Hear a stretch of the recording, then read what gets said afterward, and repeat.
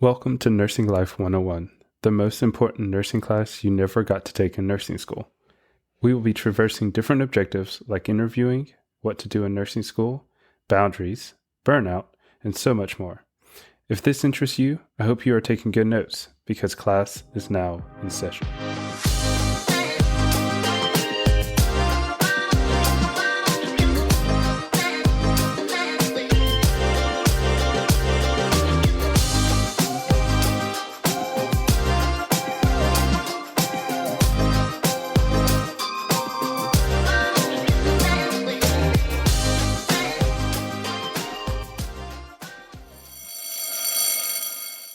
Hello, and welcome to Nursing Life 101. We're so excited to have you here with us as we dive into the world of nursing, sharing our experiences, insights, and a little bit of fun along the way. I'm Christopher, and I couldn't be happier to introduce my co-host. Hey guys, it's Colby. Together we'll be bringing you real stories, practical tips, and discussions about all things nursing. Whether you're a fellow nurse or just curious about the life behind scrubs, we're thrilled to have you join us. We survived the holidays. We've made it through, and now we are in 2025 selling.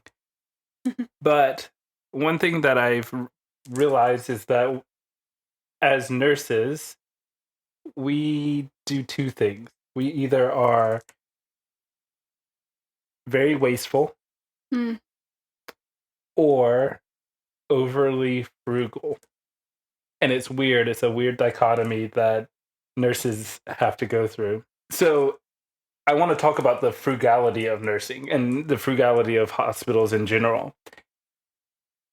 Do you believe that hospitals are frugal?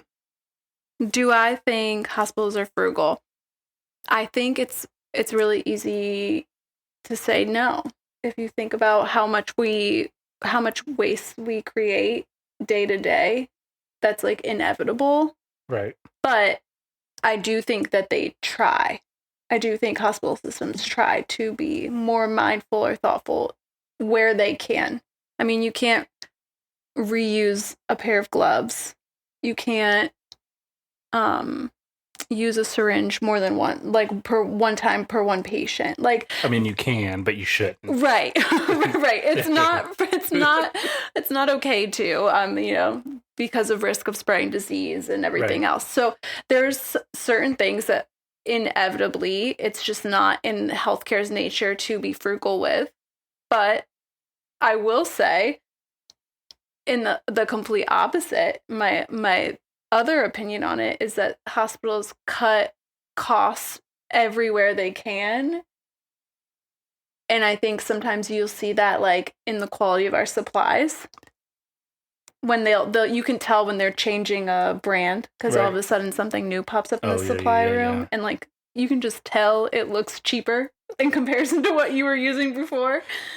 And that's just the cold hard truth, and it happens at every hospital. What's the most recent one that you're like, why did they do this? I think our IVs are something I've noticed recently. They keep rotating different like styles of IVs. Like, really? The longer ones and they have the shorter ones. Yeah, those keep rotating. Well, I know that the 22 definitely has been the one that's kind of been fluctuating back and forth. But I think the 22s and the 20s, the pinks and the blues, I feel like change often. Oh, really? The greens, I feel like, because they probably aren't, they're not putting 18s in as often as they are 22s and 20s. So I feel like maybe the idea is still to change to whatever new ones, but we just haven't blown through the supply yet. I hope not, because I like the ones that we use right I like now. our longer ones. Yeah. I feel like I just got used to that feeling. You put in way more IVs than me. We've discussed that. But I feel like I struggle with the smaller ones, which is funny because I used to be better with smaller ones. And then I got used to the longer ones. So I feel like I have to go back to getting used to it. But you can tell in our supplies, like when things change. Oh, must have been a price cut here. Like, let them find the cheapest thing. So I think it goes both ways. And that's really sad, honestly, because when nursing is doing the work and they've become accustomed to the work that they're doing, and we switch something up like that, like it doesn't sound like something so simple as an IV product, switch, yeah, product would make such a difficult transition. But if I'm not mistaken, the ones that they're switching to, they don't have an auto retract. They don't. It's like old school. Right. Yeah, it doesn't have an auto retract. It has like a piece of metal that goes over the tip. Right. That like, yeah, it's like really old school, kind of janky. It is. And that's I mean, people can, because you're not aware and you're not used to it, you can accidentally stick yourself. Like there's a lot of other things that can come of this because of, and you can roll out a new product all you want and do all kinds of in-services, but that's not going to stop. You're not going to hit everyone. Yeah. And not everyone's going to be able to learn in the 10-minute in-service that you do. Yeah, it's a lot of, you have to be, I mean, truly, and we talk about this a lot as well, but like in our field, you have to be very flexible, and like you gotta be willing to make quick changes. It is, and so it's really hard for staff to be like, feeling confident when they go into a storeroom and then all of a sudden it's a new product and we're like, well, shoot, never used this before, let me figure this out. And like, we of course want to go into a patient room and have an encounter with them that we're exuding confidence. Like, we know what we're doing, even though I've never used this IV before. See, well, and that's the thing, especially with IVs, because most people don't like to get poked. Right. Yeah, and that's the thing. It's like, you're using a new product that, and I'll be honest, they haven't gone through and done in-services on the new product. No, and it's very different from what we have been using. It is. So you're going in there and it's your first time actually putting an IV in a human with this. Maybe that you practice with the mechanics of it. You opened one up and do it. That's what I did, because I was like, I've never seen this before. But then you put it in a human and it's a completely, different situation, and you miss because you're not used to the product. Right. So it affects your patient care as well. It does. Mm-hmm. So, like, do you think that the reservation for like switching new products in hospitals, or not reservation, but their willingness to switch products in order to save an extra buck here or there, do you think that same mindset transitions to other practices in the hospital? So like your nursing, your APPs, your doctors, do you think they are just as willing to in their specific practice? I think it depends. And I think it depends on how much, like, I think a lot of it falls into nursing, because we are the patient forward, like, caregivers, where like we're doing things. I think we're doing things with the patients constantly and have more of an awareness of cost, like even if it's in the back of your mind. So like, even if we're not talking about supply room or products and stuff like that, for example, we do EKGs all the time on patients, and like one EKG at our hospital system costs anywhere between like $250 to $350. And sometimes, it's like one EKG that much. And sometimes a provider, like, I'll message a provider and say, hey, this patient just had 15 beats of VTAC. They were asymptomatic. Their vital signs are fine. And they're like, can you get an EKG? Why would I? And in this case, the VTAC is gone. They're now back into their normal sinus rhythm. Like, what is the clinical indication, of getting this EKG? Like, I didn't capture it, and I can't just like make it happen again. Right. Like, this EKG is $350. Do we really need this? It's just going to show normal sinus. So I mean, honestly, I didn't even know that was the pricing for an EKG, and knowing that kind of makes you question, like, oh, that's a good thing. And so like you said, you didn't know that. Our LIPs don't necessarily know that either. And like, and it's not about laziness. And I think that's like, maybe I'm making an assumption and I shouldn't be, but I think sometimes that the providers think like, oh, it's just laziness, that nurse doesn't want to get that EKG.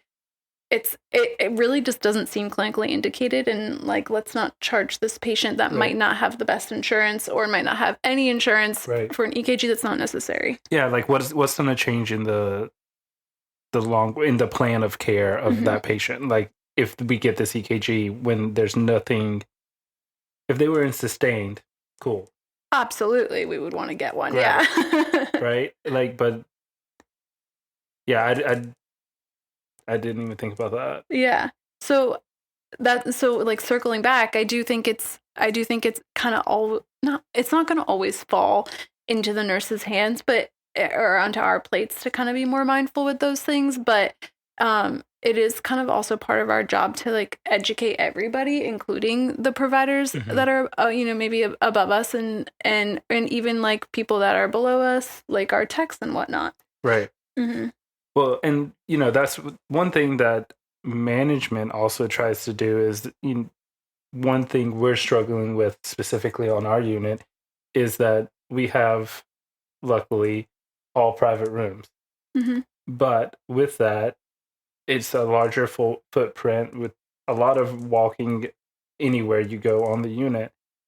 So a lot of people are getting glucose strips and they'll put it in a patient room because they know that this patient was, had a blood sugar ACHS, but then that patient leaves and there's only half of the canister used. Like we've just wasted a half canister for one patient, but if you multiply that by, let's just say, a third of the unit, which is 28 beds, so 7 patients times 7 a day, 7 days in a week, that's 49 half empty canisters. Right. So like that's a lot. That's a huge problem we have going on too. And insulin bottles, to go with that in patients' rooms. And it's like, well, overall, I think there are different hospitals that do different things with insulin, but our current health system does not use a communal insulin vial. Yeah, it's each patient has their own vial. Right, which that in my opinion is very wasteful. It is. And it's not like, and I've worked at other health systems where there was like one vial and it just stayed in the Pyxis pocket and you pulled up the insulin that you needed and then you put it back in the pocket and gave your patient the insulin. For sure, that's definitely a more frugal approach. I personally think I personally just think I like one bottle per patient, but the problem that we're getting at with this is that people leave them in their pockets, accidentally take them home, and by people I mean nursing staff.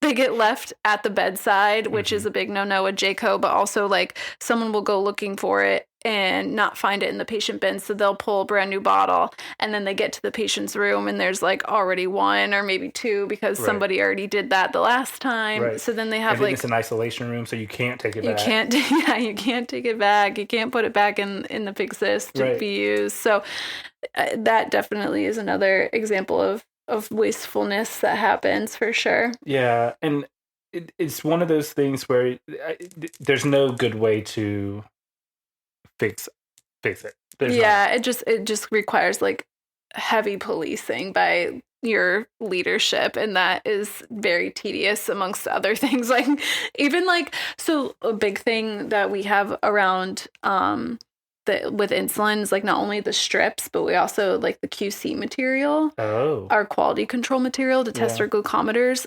There's really like no reason why you wouldn't have like 1 or 2 of each, the high and the low, for the entire unit. But for some reason, like we have like 15 bottles of that. And it also expires in 3 months. Like there's no way you're going to go through like 15 bottles of high and low in 3 months. No. Like then it's going to be expired. Then you throw it away and it's that's another expensive like material that we use. And it's in this small bottle. Like they're like in like maybe like, I don't know, it might be like 10 mLs in those bottles. Because like all you need is like 1 drop per test. So, or maybe it's more than 10 mLs, but they're tiny little dropper bottles and 3 months is expired, you throw it in the trash. There's like, if you only have 1 or 2 open, so maybe 1 or 2 techs could be doing QCs at the same time. which also is not necessary. You just one do the highs and then one do the lows and then switch. Like there's just like, I feel like it's actually funny that you brought it up because I feel like my floor specifically used to be really good about it, but then there's just been like this slow culture shift where like we've just been like, whatever, everyone take a bottle. Yeah. And and that's what it really boils down to, your leadership being tedious about, but then it's like, and you know, I'm getting more seasoned in the management role, but I don't think I would have wanted me as a manager to be like, Christopher, I went into your room today and saw insulin vials and like. Yeah, you're like, that's so far down on my list of like things I need to do or be worried about right now. Get out of my face. I just had a code in bedroom 5 and was in that for an hour. Like, I don't care about. Get out of my face. Yeah, that's like the same thing when management's like, your name's not on the whiteboard. Like, luckily my manager's not bad about that. I hope you're not bad about that. But I know like it's like a running joke in healthcare that like the managers come in and they're like, hey, oh, you haven't eaten all day? Oh, what a bummer. But your name isn't on your whiteboards. Right. Like, shut up. Yeah. and it's just so, but then we as management try to implement something that's not as like in your face as that. And you, like, for example, I'm just going along this whole glucose strip thing. We decided that we were going to implement a glucose strip, like strategic saving plan. Okay. And so everybody was supposed to come to get their glucose strips in the morning when they got there. We use a like walkie-talkie like type of device to get a hold of each other on the unit. And so they were supposed to come get their glucose strips at that time. Well, we implemented it. Granted, there were some oversights on my part, like we should have labeled the number for each glucose strip and then have it come back so that we knew who was missing what. But practically a week after, people were still just getting glucose strips out of nowhere, but we were still having glucose, and we had way too many glucose strips. Interesting. So people like were just taking them out of the supply room anyways because they. And I'm like, what did I do all this hard work for? Right. Yeah, I get that. Yeah. So, yeah. It's hard. It's hard. It's definitely hard when I feel like we work in such a fast-paced environment and we need something, we need it right then. So you always want to have it like readily available, and that alone, like that thought process, contributes a lot of wastefulness. Yeah. I don't know. I don't know what to do in terms of, because you're right. Nurses are mindful of at least the pricing of things, certain things that we do often.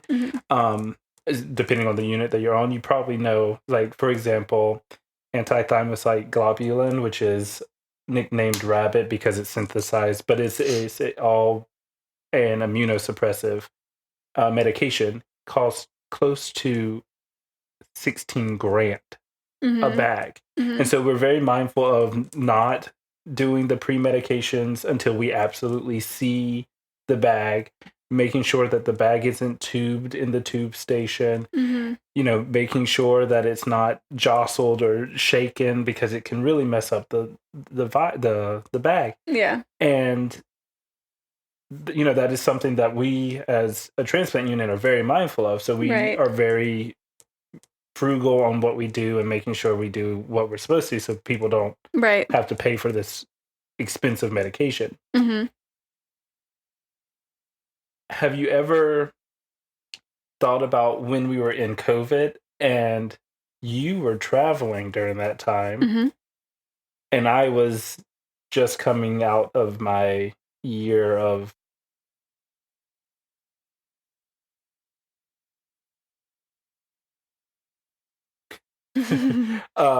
like our wastefulness with PPE. Yeah.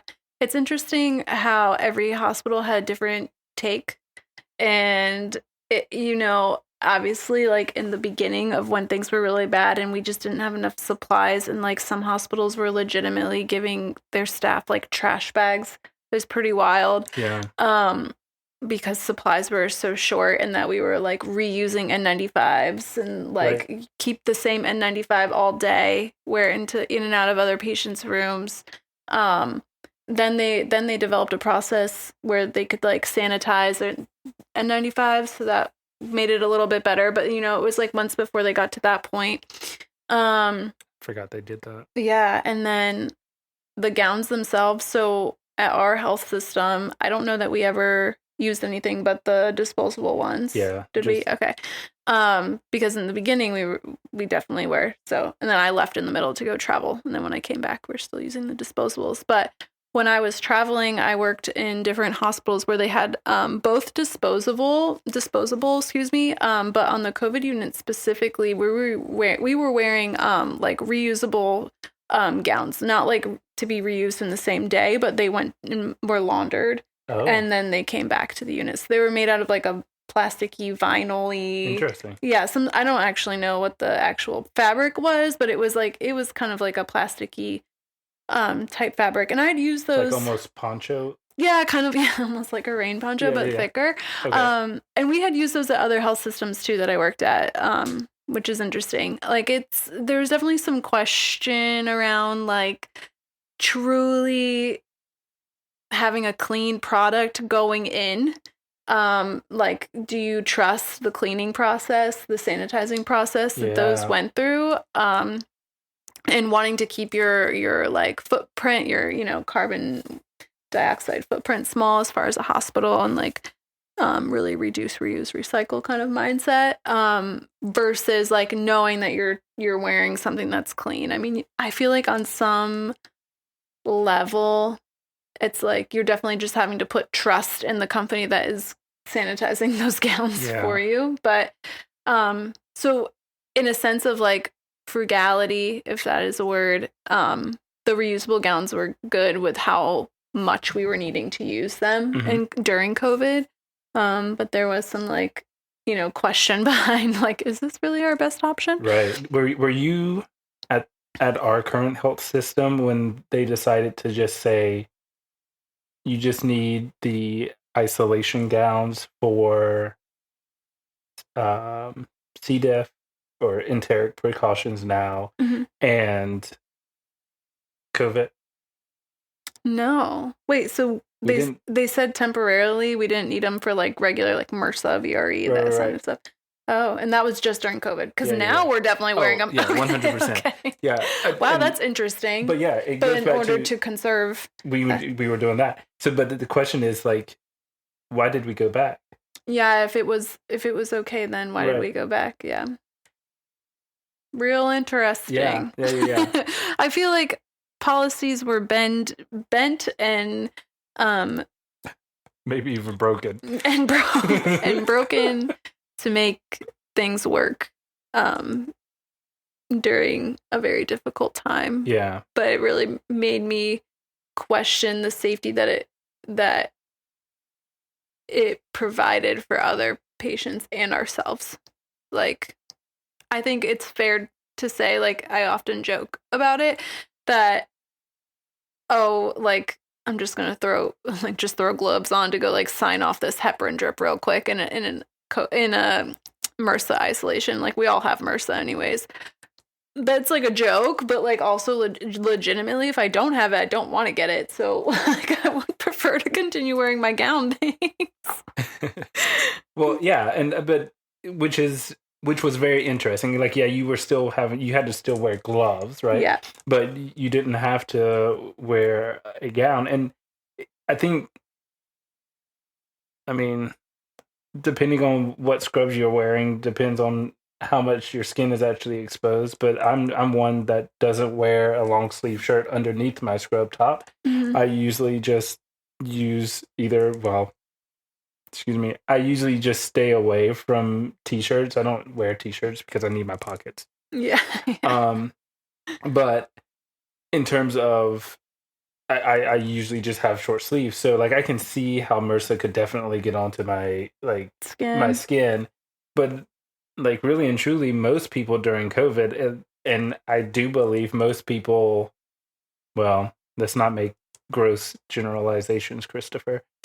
Um, I know I do, and I think if I'm not mistaken, you do. You practically take off your scrubs right when you get into your apartment. When I get home, I change. Yeah. Like, and so like it's not like we're trying to, and I don't know. I have a separate like laundry bin bag. Oh, you take it a step further than I do. I'm like scrubs here, and I'm sure honestly, I'm sure most people do. I'm a little more gross where I just throw it all in the same hamper, but that's me. But I'm also not one to like, there are some nurses that are like, I'm hopping in the shower right after. I'm I don't shower right after. I don't care either. Wash my face, put clean clothes on. It's good to go. Exactly. So it's just interesting to kind of see that we as a very developed country had this very, for lack of a better word, third world country like mindset. Moment. Yeah. Mm-hmm. Where we were like really saving, really being mindful of just what we were using. And I really think as a whole, America could benefit from that. Mm-hmm. And I think there's a fine line, because if we're just cutting corners to save money, mm-hmm.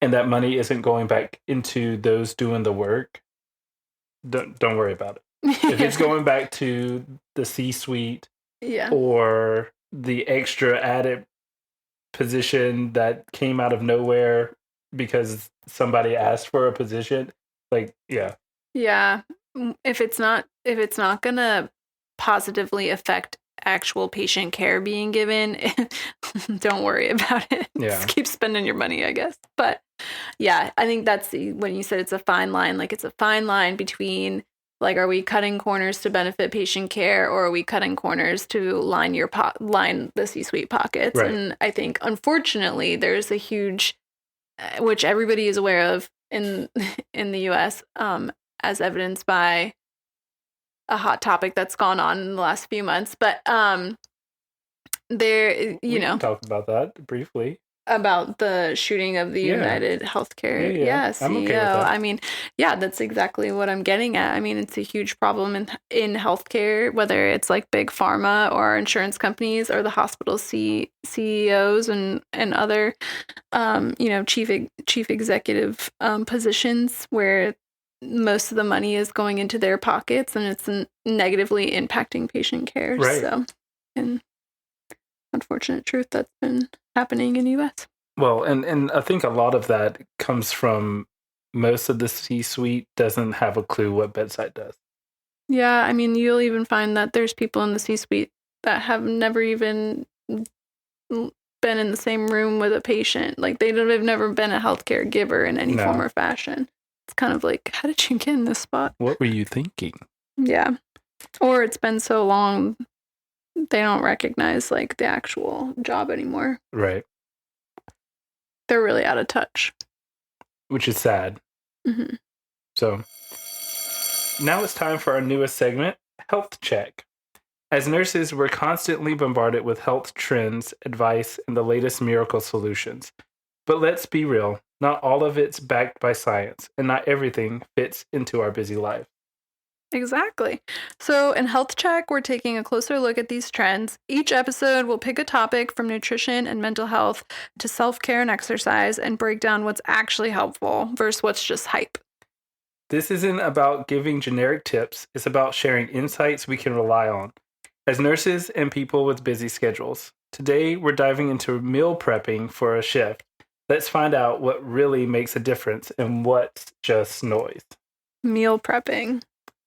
I meal prep. I know you do. I was like, this is going to be right up Colby's alley. I was hoping, at least. Yeah. Well, I think it's so easy to just eat junk at work, because how often are you getting a break long enough to eat? It's like very rare. But and there's always like candy and snacks somehow. Like, you know, maybe a family member dropped it off. Maybe your manager was feeling real guilty about something and they brought you in pizza.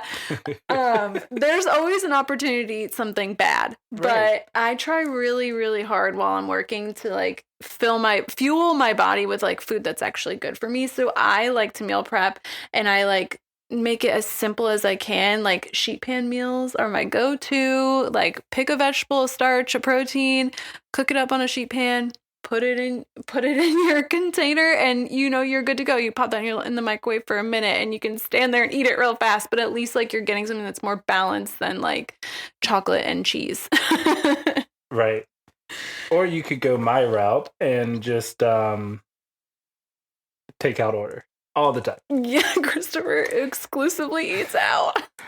No, you've gotten better about it, though. I have gotten a lot better. Yeah. I really do. And to go with the meal prepping, I think in terms of you are lucky to be able to work in a position that your days of the week is only 3 days in a full week, where most people have to work 5 days a week. So if you're thinking about meal prepping, just meal prep for those 3 days. Yeah. Right? Like you don't have to worry about prepping for a whole week. And that's the cool thing. But then if you are like, oh, man, I hate grocery shopping, or if you're new to cooking, I'm not new to cooking, but if you're new to cooking, or if you're just like, my skills are okay, I kind of need some guidance, there are wonderful like services out there. There's HelloFresh, there's Blue Apron, I am not endorsing any of them, but this is not a sponsored ad. Right. I'm saying, but it's a good nurse hack. Right. And there's a lot of us that use that. There's also, Factor meals. I think that's like all the rage right now. A lot of nurses do it. And okay, one, it's expensive. So I'll give you, if you do those, it could be expensive. What Factor is? Because it ranges. You get good deals. Really and truly, I'm using a service, Purple Carrot, Blue Apron. That's another one, though, Blue Apron. I'm using Purple Carrot, which is a vegan-specific one. I'm spending between $150 and $200 a week. That's how much I would buy if you were at the grocery store. Or okay, what about when you're ordering out? Is that less or more? That's definitely less. Okay, see, then it works for you. I think you just have to do the cost-benefit analysis for yourself and decide, like, is this actually, like, worth it based off what you normally do? But I think what you really need to consider is the actual type of food that you are taking in. It's so easy for us to not take care of ourselves, and I feel like however you meal prep, like, meal prepping is going to provide that nutrition that you need to keep going in these shifts. Yeah. And to go along the meal prepping, and, you know, yes, we are in a very fast-paced setting. Yeah. But you really, that 30 minutes is essential. You really need to take that 30 minutes. Yes, you do. Because and it's because there's scientific proof that you actually are more productive when you take that 30 minutes away from the unit and allow yourself to disconnect. If you have a way to like silence any type of notification that you get from your unit secretary, your HUC, your PCT, CNA, anything, you really need to do that, because ultimately that is going to help you finish your shift and be more productive and have a better respect or relationship with your patients. That's one thing I'm saying because I don't do. The truth comes out. I was just sitting here kind of nodding, but I was like, I never take my break. You really need to take that 30 minutes. No, you should. You really should. And really and truly, this is also something I, as a A&M, am more than willing to make sure that my staff members, my staff members get a break. And if they come and ask me, hey, Christopher, can you cover me for 30 minutes? I will gladly do it. Yeah. 100%. And you need managers that do that. Yeah, you do. Yep. So what do you think? Meal prepping, is it worth the hype or is it just noise? 100% worth the hype. I agree. Yeah. 100%. It's setting you up for success. Yeah. Do it on your day off and plan for the 3 days. Mm-hmm.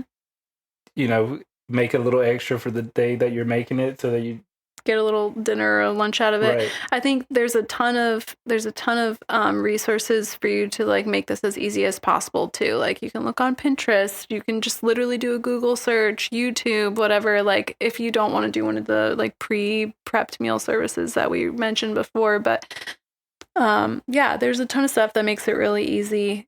And I just think I really champion this. I think it's really important to fuel your bodies with really good, healthy foods and try to, you know, have a snack that warms your heart. You know, it's not that you shouldn't have the chocolate and the pizza, but you don't want to make it like every day I'm going downstairs to the cafeteria and getting chicken fingers and French fries. You're not going to feel good. You're going to be dragging. It's going to make your shift feel even longer. You're going to be miserable. So I always really stress the importance of eating well. The grease is heavy. The grease is heavy. That's true. Heavy.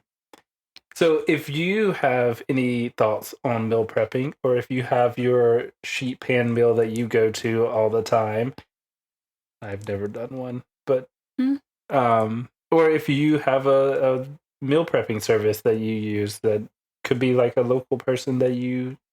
Because there are some people that do like local. That's a really cool option as well. Let us know. We are always willing to listen to what you are doing because who knows? We might pick it up too. If you have any good recipes, we can post them on the Patreon. Yeah. Back to the fact that hospitals it's like I said, a weird dichotomy of being wasteful and being pretty frugal. We mentioned it briefly during the holiday season. Hurricane Helene hit North Carolina extremely hard. Mm-hmm. It was like devastating, and it was in it I would have never thought a area that was not on the coast, right? Mm-hmm. Apparently Asheville is more of a mountainous town, city town, and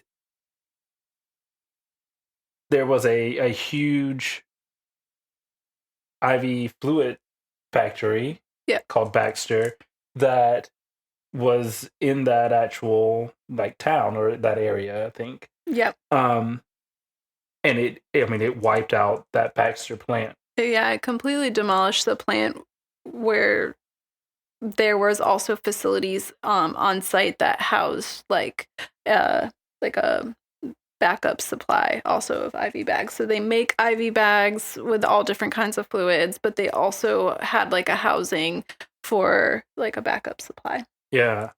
And that interestingly enough has impacted the entire country and has actually impacted some countries outside of the United States. Mm-hmm. What have you noticed in our health systems, like ideas to conserve the IV fluids? Pretty immediately, they were sending out like mass-wide, like hospital-wide notifications that was coming from Baxter as well, about immediately having to do being conservative with our IV bag use. Mm-hmm. Immediately, like our health system canceled a bunch of surgeries. Mm-hmm. Like anything that was elective was completely taken off the table, and then like even things that weren't necessarily elective but non-emergent were also taken off the table. They were running pretty like skeleton as far as like running the ORs and like any kind of procedure where influx of IV bag usage would be the case. So I think immediately our conservation went to canceling procedures and surgeries, and then they actually changed a lot of protocols around like how soon a bag of IV fluids would be quote unquote expired after being spiked. They increased the amount of time that we can let a bag be running.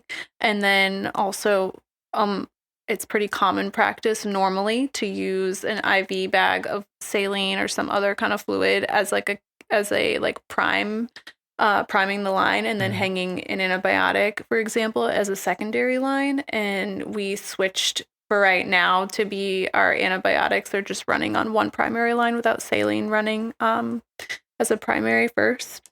What other things did you notice? One thing I've noticed is they are every Monday, Wednesday, and Friday, we're actually taking an account of how many bags of the like essential fluids are being used. So how much that unit has in their actual storeroom. I know that also in terms of the kind of antibiotic route is that they're running them longer to ensure that so that when the next one comes up, you can then just switch the bag. You don't have to actually have that IV fluid, the KVO fluid that you have open.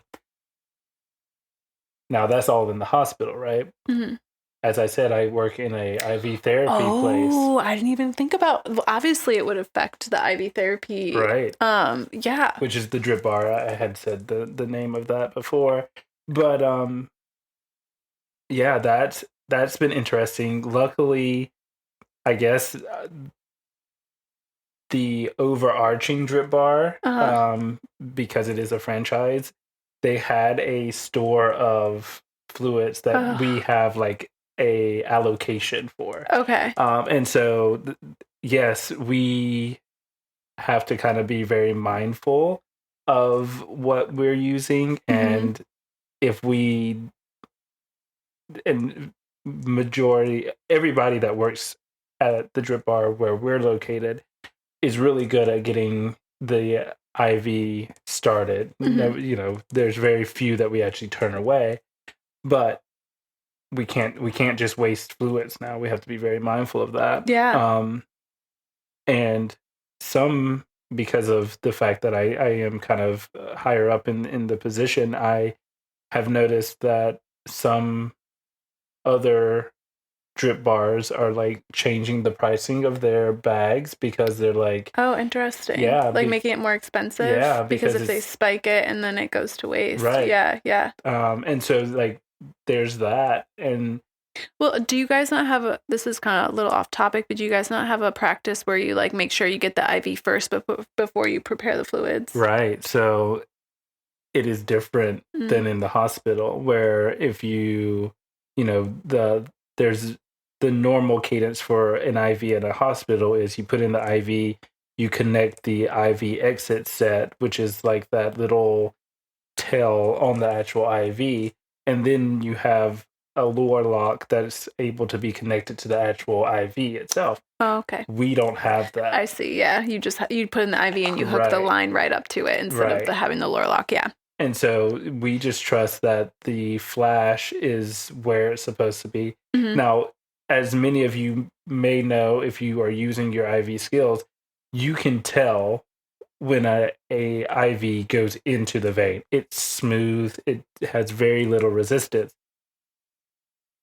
There might be a vein, like a valve. There you go.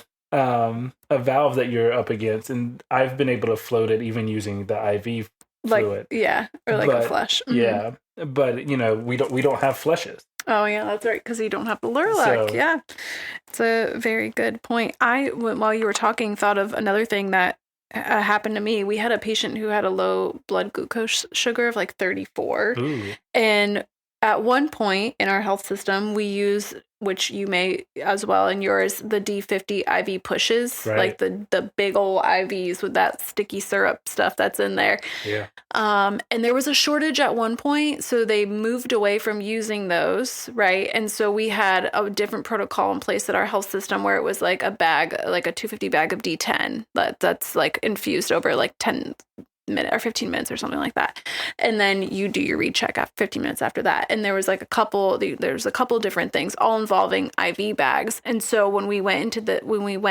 into the conservative like time, we're trying to conserve all of our fluids, they got rid of all of that, and we actually went back to pushing D50. So I had someone that was a blood glucose of 34, and I was like, oh no, like, what are we going to do? Because we don't have the bags. And I hadn't read the email all the way through. I just skimmed this email because they were sending us out emails every single day with like a PowerPoint that was like 100 pages. Yeah. So I was like, I would just kind of like flip and like get the gist of it and be like, okay, got it. But I had missed that part. And so I like quickly opened up the patient's orders and I saw that they actually had D50 ordered. And I was like, oh, we brought that back. Okay, no sweat. Like went and got it, pulled it and gave it. But that's another like major thing that I noticed. And with D50, you really make sure that vein is. Oh yeah. You need to make sure that the IV is working good. I mean, and I was doing teaching in that moment. I was like, push it consistent and slow. Don't push it super fast. I know that like this patient's blood sugar is 34, but they're still talking to us right now so that, you know, they're not like,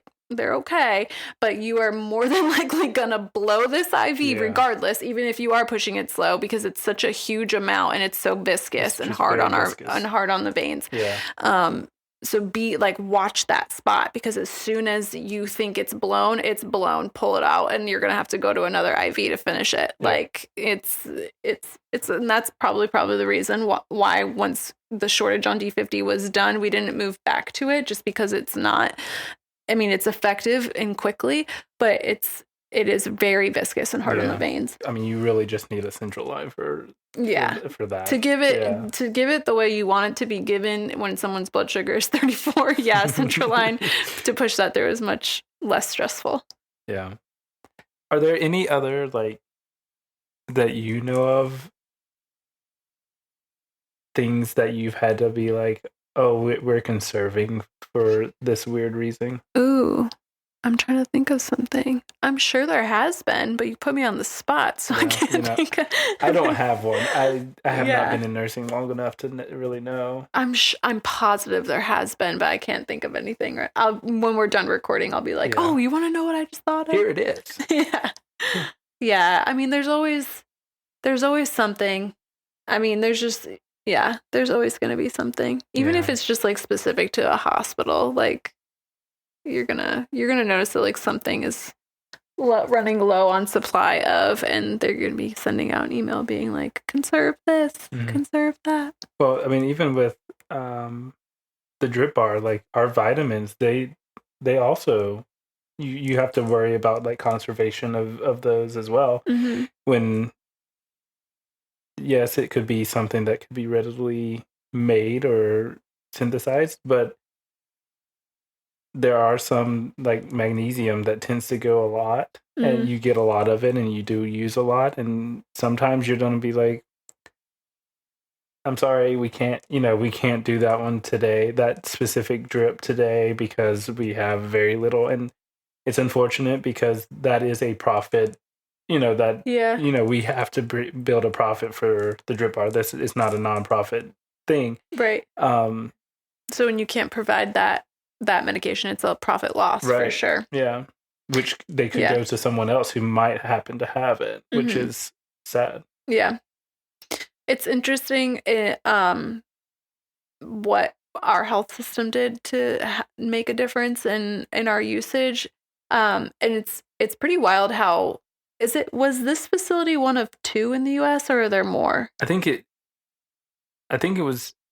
it was the only one. So when you said 2, maybe it was just 2 then. I could be wrong, and if I am, that's cool. But I think there's one more like Midwest, or maybe more west out there. But I don't think that they made. I think the one that was in North Carolina, either that it was a bigger facility, or that maybe they focus on 2 different types, or not 2 different types, but like one focuses on a certain amount of these kinds, and then one is the other kind. Right. I'm not quite sure exactly, but it's just wild how the effect of that one company really created a issue across the world, across the US, but like it, noticed around the world as far as supplies. Well, even to the point that like people were like from other countries were like, do we send you money? Do we send you like IV fluids? Yeah. So, I mean, it does. It affects the world in terms of even just that. Like, if they're trying to supply us with IV fluids, they have a certain amount of IV fluids they have to use. In any of your research, did you see if the U.S. did accept from outside countries? I wonder how that would work with like the FDA. I didn't look. All right. Class dismissed. That's a wrap for today's session of Nursing Life 101. We hope you found some useful takeaways to bring back to the floor. Remember, nursing is a lifelong learning journey, and we're here with you. If you want to connect, find us on Twitter at NurseLife101 or on Facebook at NursingLife101. And don't forget to subscribe and share with fellow nurses. Until next time, take care of yourselves and keep making a difference out there. Conserve where you can.